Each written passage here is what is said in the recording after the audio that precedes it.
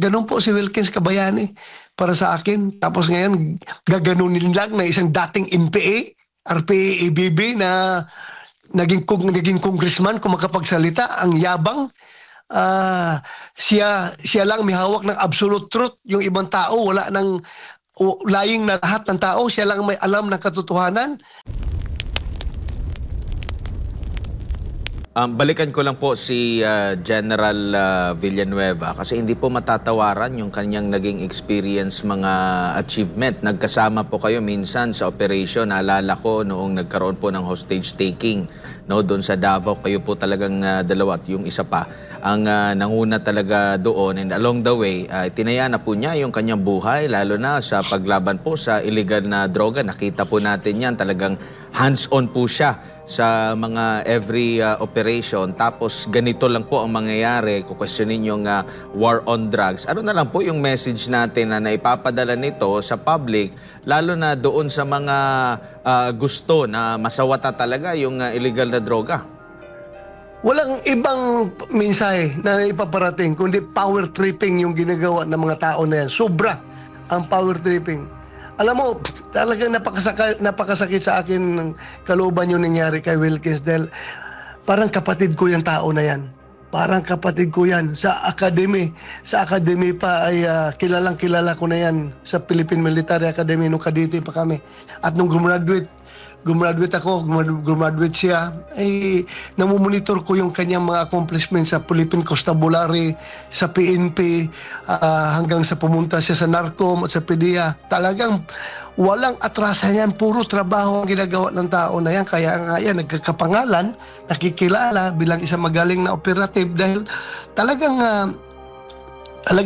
buhay niya, palagi niyang sinusugal para lang magampanan yung kanyang trabaho. In fact, nabanggit mo naman yung hostage rescue operation na ginawa namin doon, laban doon sa mga hostage taker doon sa Dapicol, if you can remember, di ba?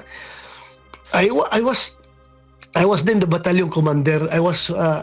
There were around 500 people under me. Si Wilkins naman is one of my company commanders. Meron siyang around 100 policemen under him.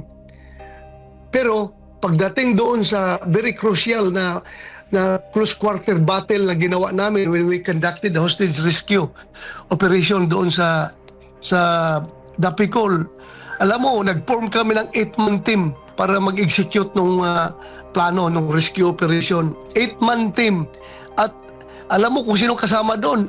Ang nag-lead doon, ako ang number 1 assaulter. Number 2 assaulter si General Colonel Evangelista, if you can remember. Number 3 si Captain Wilkins Villanueva. And the rest, yung 5 tao ay puro mga PNCO na. You can just imagine, pwede naman namin iutos yun. Kasi ako, battalion commander ako, may 500 ako na tauhan. Pwede ko i-delegate sa mga tao ko. Si Wilkins naman, mayroon siyang 100 na tauhan. Pwede niyang mag-utos sa mga tao niya. Pero kami mismo ang nag-conduct ng rescue operation dahil alam namin kung gaano ka-crucial yun na operation. Sabi namin, kung mamatay man tayo, at least tayo namatay, hindi yung tauhan natin. We have to lead the example, Admar.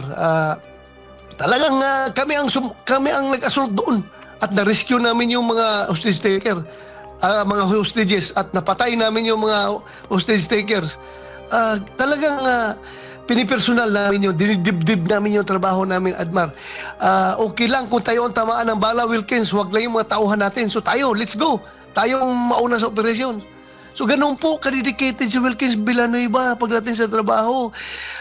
Mag-usap kami pagkatapos sa operasyon. So Wilkins, yung tinamaan ng bala doon sa loob, kung yung bala na yun sa atin tumama, anong mangyari sa mga anak natin, Wilkins? Ang liliit pa ng mga anak natin. Sabi ni Wilkins sa akin, sir, okay lang sir kung mamatay tayo kaysa yung mga tauhan natin ang mamatay. Mas maliliit pa yung mga anak nila at mas kukunti ang pensyon na matanggap ng mga asawa nila. So, ganun po si Wilkins Kabayani para sa akin. Tapos ngayon, gaganunin lang na isang dating NPA, RPA-ABB na naging congressman kung makapagsalita, ang yabang. Siya lang may hawak ng absolute truth. Yung ibang tao wala nang lying na lahat ng tao, siya lang may alam ng katotohanan.